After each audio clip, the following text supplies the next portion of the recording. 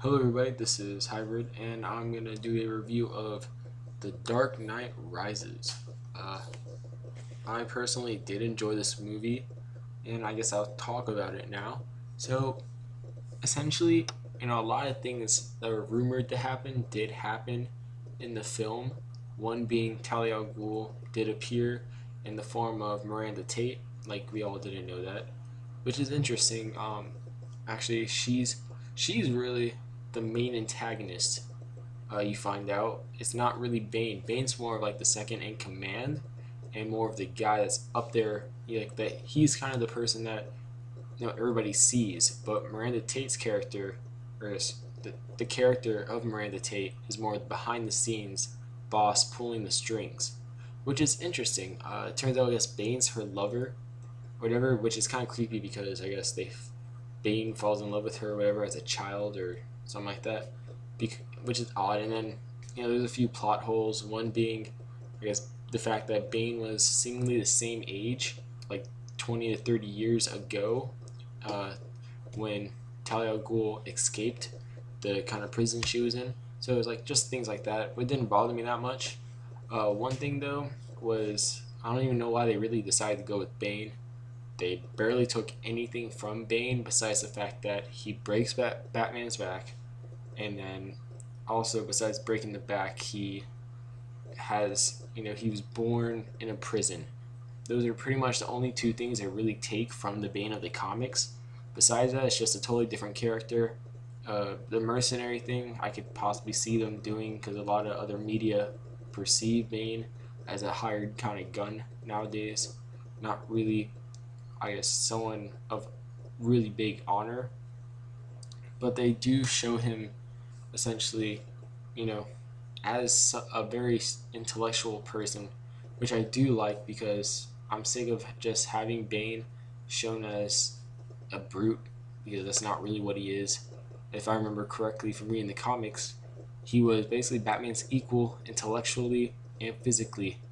And, with the use of the Venom, he becomes his physical superior, which they also didn't use Venom. They used a pain-killing gas because I guess Bane's face gets messed up, which seems to be a recurring theme with the Batman villains in Nolan's films. Like they always have to wear a mask or something has to happen to their face. So I found that interesting. But with that being said, I did enjoy the film overall. Anne Hathaway did a great job.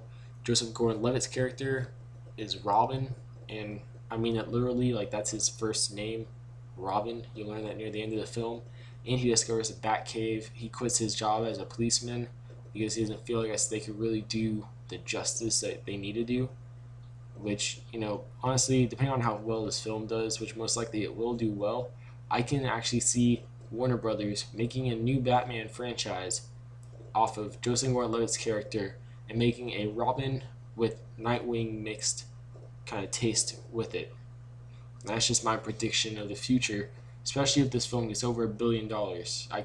I can't see Warner Brothers dropping that. But with that being said, though, it was a pretty good film. I liked the first fight scene between Bane and Batman. Thought that was really well done. The second fight scene, not so much, especially with the fact that Bane dies because of Catwoman. She uses the Bat Pod, the guns on the Bat Pod to kill Bane, which I didn't really enjoy. Like I was hoping that something else would happen to Bane, but I guess that's how it is.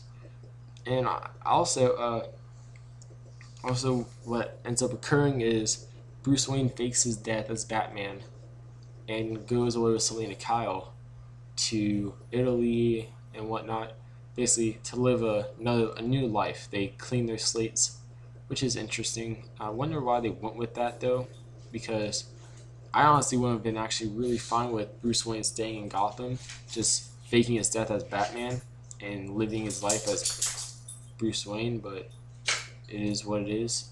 You probably hear my dog in the background because I just got home from a late night viewing and my dogs are really happy I'm home.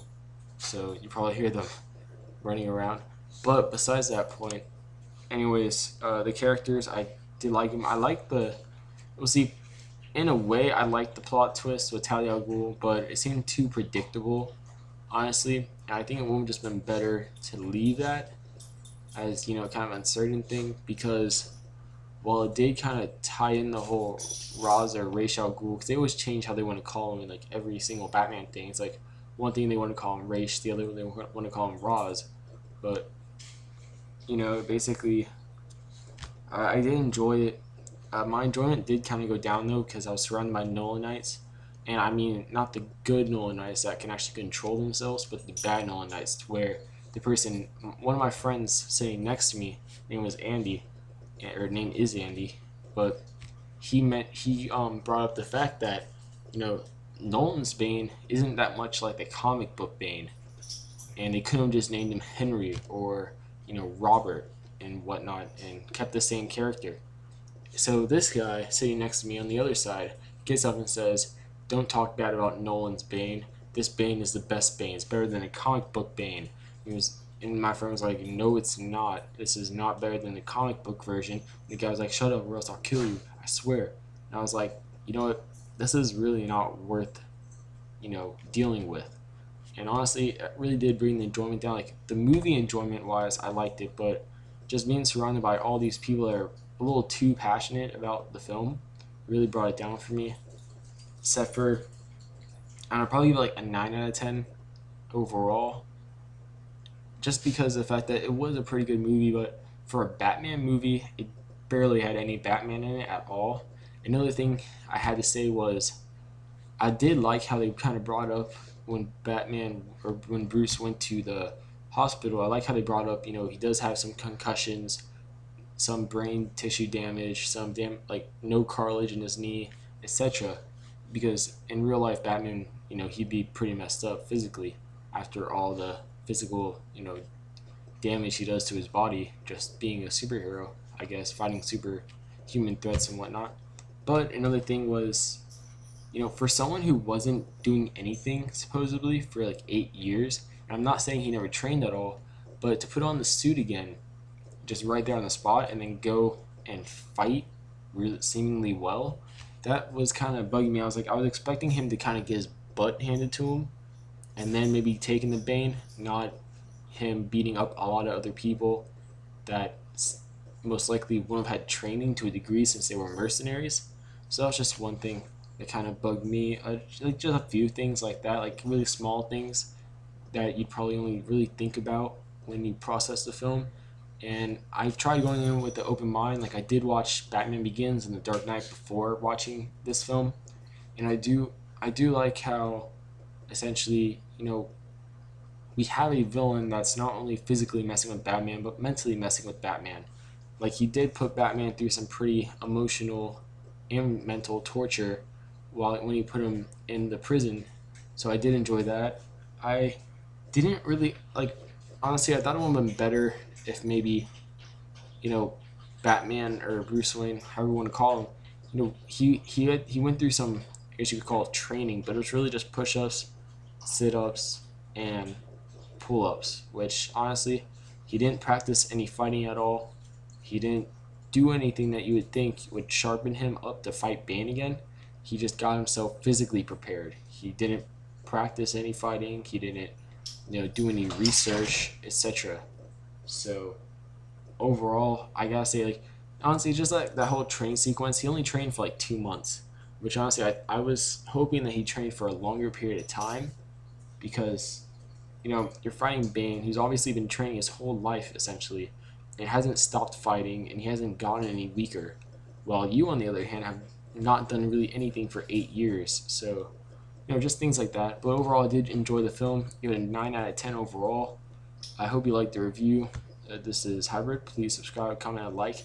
And for people that have been commenting on my videos, I can't reply to any comments because of the fact that YouTube's being kind of weird and not letting me reply to comments at all, but they're letting me post comments. So I'm also going out of town though for a week. I'm doing some work basically. And with that being said, I won't be back till the 27th. So no videos until then, but when I do come back, I'll post a bunch of reviews for the week and whatnot. So yeah, this is Hybrid, and